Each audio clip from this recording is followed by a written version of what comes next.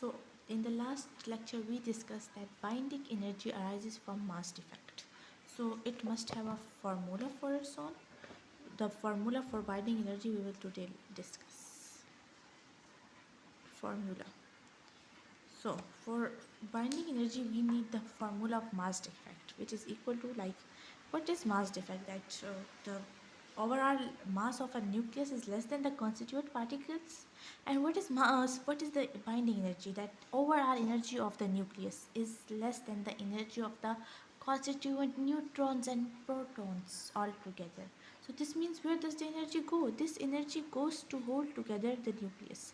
Now, a mass defect is the number of protons we have and their mass, and the overall mass of the nucleus. First of all, mass of the nucleus, and we have to minus from it the mass of electrons, mass of protons, which is Z into mp plus a. What is basically, and its number of neutrons versus plus n and mass of neutrons. So this is the whole formula, but we do a special thing here. We multiply both sides by c square. Now let's multiply both sides ps by c square. Then what do we get? mc square is equal to mass of nucleus. Let me write m n c square minus z mp. Let's not write this, but just subtract, just have all of that mc square outside this equation.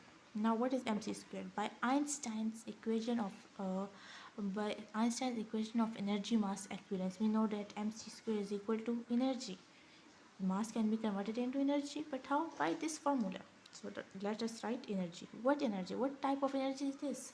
What type of energy do we get from mass defect? It's the binding energy, the energy that stops the nucleus from disintegrating. But if you want a nucleus to be to get back into its constituent particles, if we want to just destroy the nucleus or get apart the particles of the nucleus, the constituent fundamental elements of the nucleus, neutrons and protons, we have to supply this binding energy.